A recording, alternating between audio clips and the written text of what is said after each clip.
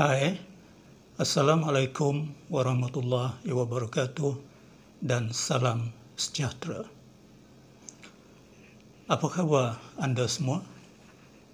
Saya doakan moga-moga anda semua dalam keadaan sihat sejahtera. Salah satu bahan yang mungkin selalu kita lihat setiap hari, terutama apabila kita mendongak ke atas di kebanyakan rumah kita, ialah apa yang kita sebut sebagai plaster. Plaster ini digunakan untuk menghias siling rumah kerana dia dibentuk dengan pelbagai gaya yang menarik. Jadi ini disebut sebagai plaster ceiling atau ceiling plaster. Soalnya, dari apakah bahan yang digunakan untuk membuat ceiling plaster ini? Adakah ia dibuat daripada sesuatu mineral atau bagaimana? Jadi saya akan menjelaskan sebentar lagi tentang perkara ini. Seperti biasa, sebelum itu, saya mohon supaya diberikan share dan like kepada video Cinta Risa ini dalam ruangan Sembang Santai Geologi. Moga-moga dengan itu lebih ramai orang akan mendapat manfaat daripadanya. Dan jangan lupa juga untuk subscribe dengan hit the bell button untuk subscribe video ini. Terima kasih.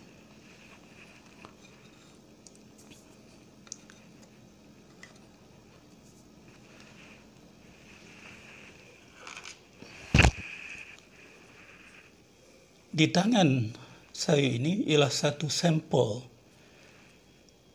mineral yang kelihatannya masif, bermakna tidak berlapis-lapis, masif.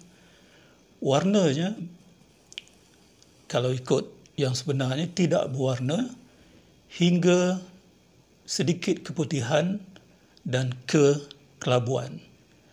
Ada juga setengah sampel mineral ini yang berwarna sedikit kuning, malah kecoklatan.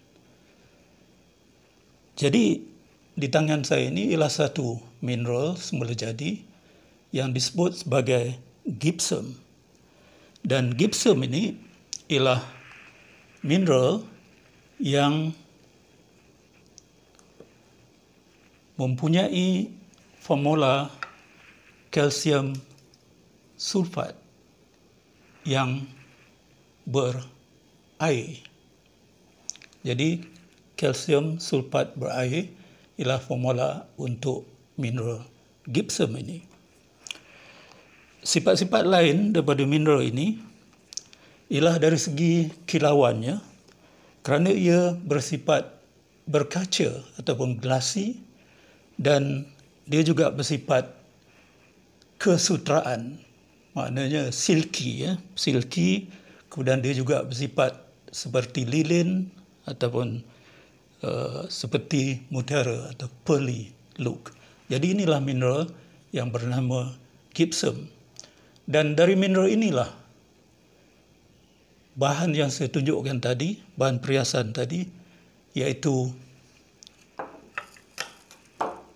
ceiling plaster ini dibuat. Beberapa sifat daripada mineral ini ialah kelembutannya.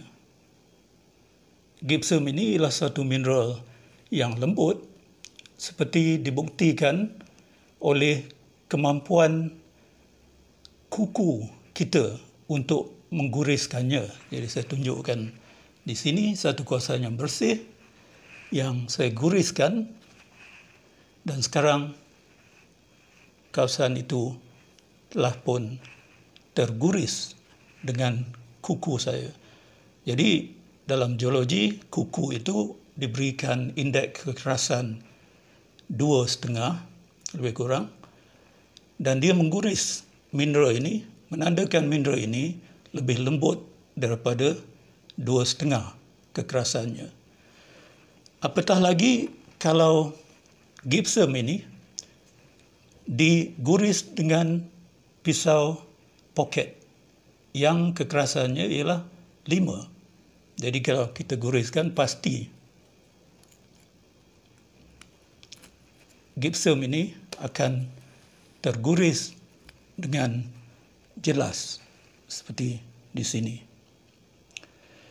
Jadi menandakan gypsum itu betul lah lebih lembut daripada 2, malah lebih lembut daripada 5. Satu sifat lagi gypsum ini ialah balasan ataupun tidak bertindak balas dengan asid cair yang boleh saya ujikan di sini. Saya mengambil sedikit asid cair hidroklorik dan menitiskan di atas gypsum, dan boleh dilihat di situ tidak ada buih yang keluar, menandakan tidak berlaku tindak balas antara asid cair dengan gypsum ini. Jadi itu dua daripada sifat yang boleh menentukan bahawa mineral itu ialah gypsum dan bukannya mineral yang lain. Satu lagi sifat gypsum ini ialah ketumpatannya. Dia satu mineral yang berketumpatan 2,5 kilogram per sentimeter padu. Berbanding dengan mineral lain, saya ambil contoh di sini lagi sekali, ialah mineral kuarza yang berketumpatan 2,7. Jadi 2,5 berbanding 2,7 di kanan saya ini, gypsum. Di sebelah kiri kuarza yang lebih kurang sama saiznya. Jadi 2,3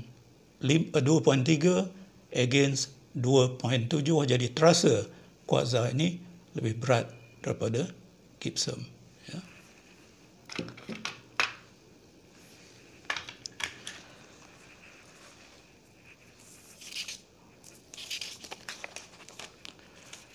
Saya ulas sedikit tentang kegunaan komersial daripada gypsum ini. Jadi kegunaan pertamanya ialah sebagai bahan binaan, bukan saja bahan binaan biasa tetapi sebagai bahan perhiasan dan penyudahan ataupun finishing dalam penggunaan bahan binaan itu.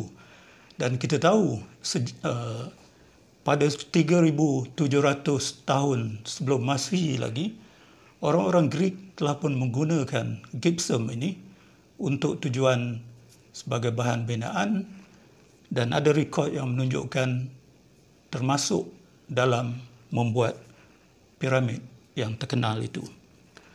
Dan pada hari ini 75% daripada gypsum sebagai mineral yang dilombong, iaitu gypsum yang mentah itu, dijadikan plaster. Caranya ialah dengan memanggang atau membakar gypsum mentah itu pada suhu 120 darjah sentigrade, kemudian disejukkan dan dikisar halus dalam bentuk serbuk yang berwarna putih.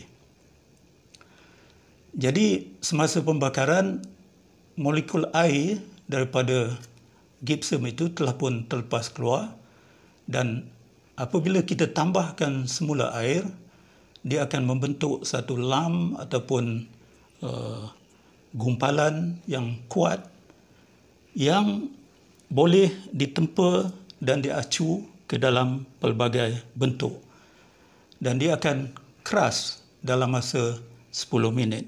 Jadi inilah contoh di mana dia telah diacukan kepada bentuk yang menarik pada siling plaster ini.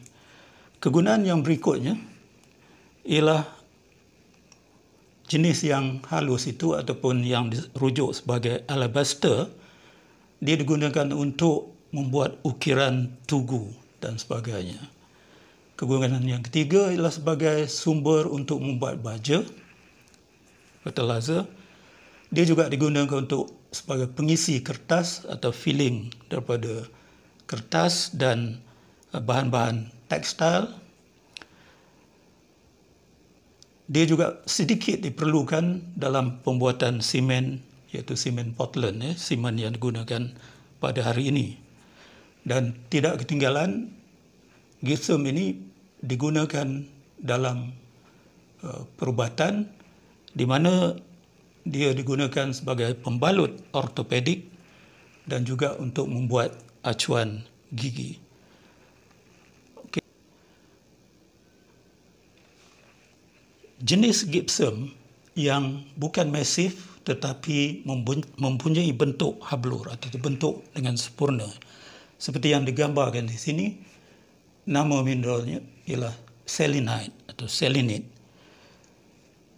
Sudah menjadi kepercayaan bahawa selenite ini boleh mengubati, mempunyai kuasa mengubati, katanya dengan memberi kedamaian dan ketenangan kepada jiwa, serta memberi ketajaman dan kejelasan dalam akal fikiran.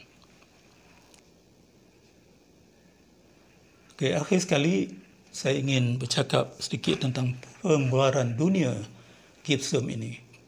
Memang negara kita bukan pengeluar gypsum kerana ketiadaan kesesuaian setting geologinya, tetapi kita ialah pengimport gypsum yang utama di dunia. Kedudukan kita ialah yang ke-10 di dalam dunia kerana pesatnya infrastruktur dan pembinaan di negara kita. Di mana dalam 2019 misalnya, Malaysia mengimport sebanyak ringgit Malaysia 150 juta gypsum dari luar negara. Dalam tahun 2021, pengeluaran dunia ialah sebanyak 150 juta tan metrik dan 5 negara utama pengeluar gypsum ialah USA, Iran, China, Turki dan Thailand. Jadi itu saja yang dapat pada hari ini saya kongsikan dengan saudara tentang gypsum, kegunaannya, terutama kepada bahan-bahan yang dekat dengan kita. Sehingga kita bertemu lagi di dalam ruangan ini. Sekali lagi saya mohon supaya diberi share dan like kepada video ini atau channel Cinta Risa ini, dan jangan lupa juga untuk subscribe dengan menekan hit the button subscribe video ini. Itu saja, hingga kita bertemu sekali lagi. Terima kasih.